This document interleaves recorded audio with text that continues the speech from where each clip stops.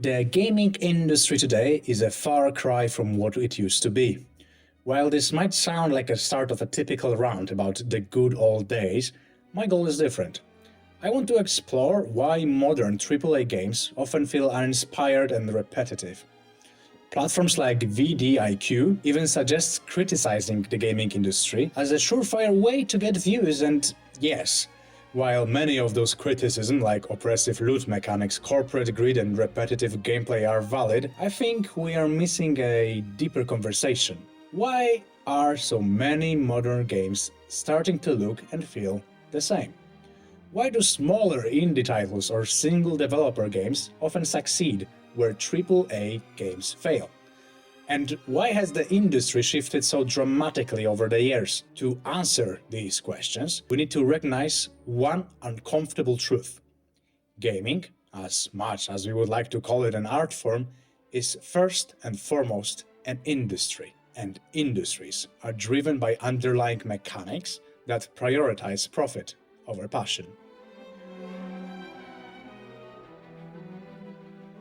To understand the state of modern gaming, let's draw a parallel with another industry, television. Back when TV was new, there were only a handful of channels: news, movies, and maybe some cartoons. As TV gained popularity and more money flowed into the market, competition grew. To survive, channels had to stand out. Instead of trying to appeal to everyone, they specialized.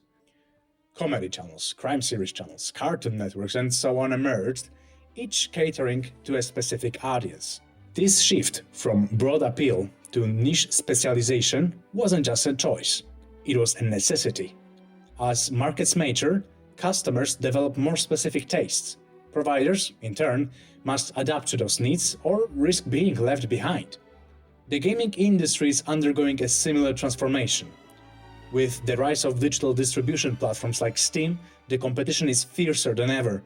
Players have countless options at their fingertips and can easily find games that meet their exact preferences. As a result, the days of creating a game for everyone are fading fast. Despite this shift, many AAA studios still operate as though they can make a single game that appeals to everyone. Take Ubisoft, for example. Their formula relies on creating massive, expansive games that aim to be as approachable as possible. They avoid alienating any demographic, pump millions into development, and hope for astronomical returns. The result? Games that feel safe, generic, and uninspired. They're tasting the success of titles like Fortnite or League of Legends, but they are missing a key point. Those games weren't designed to please everyone. They started as a niche experience that resonated deeply with a specific audience. Over time, they grew organically into a cultural phenomena. Ubisoft's approach, on the other hand, feels like the equivalent of a blunt Hollywood blockbuster. It's technically polished, but lacks heart and identity.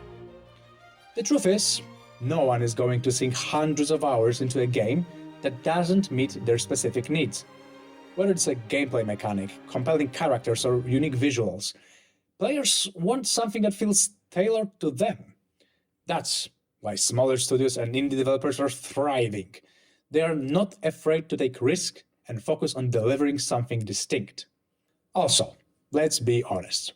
We all know what happens when big studios try to be everything to everyone. You get yet another game with a battle pass no one asked for, like adding pineapple to pizza. Sure, someone out there likes it, but the rest of us are questioning our life choices. So, why do big studios keep churning out the same uninspired games? The answer lies in their size and structure. Large companies are beholden to investors, which means they prioritize predictable revenue over creativity. Take EA's FIFA series, for example. Each year, they release a new version of the game with minor updates, knowing it will generate steady sales and additional revenue through microtransactions. This predictability is what investors want, but It's also why these companies struggle to innovate. Experimenting with new ideas is risky, and big studios cannot afford to take risk on projects that might fail. Smaller studios, on the other hand, have more flexibility. Without shareholders breathing down their necks, they can afford to experiment and create games that actually stand out. Ironically, their smaller size give them a greater chance to succeed in today's gaming landscape. You could say the big studios are like the one guy at a party who only talks about how safe his job is. Meanwhile, the indie devs are the cool, artsy types in the corner making something you actually want to check out. So, what does the future hold for the gaming industry? We may very well see the decline of some gaming giants. They locked themselves into a cycle of creating safe, predictable games. And as players' tastes continue to evolve, that approach simply won't cut it. Meanwhile, smaller studios and indie developers are poised to thrive. They can take risks, innovate, and cater to the specific needs of players. And as more gamers gravitate towards those unique experiences, we are likely to see a new era of gaming. One where creativity and diversity take center stage. What do you think? Are AAA studios doomed, or can they adapt to this changing landscape? Let me know in the comments. And if you're still holding out hope for the next game for everyone, remember, sometimes it's okay to say, this one is not for me. Just don't forget to hit that like button first.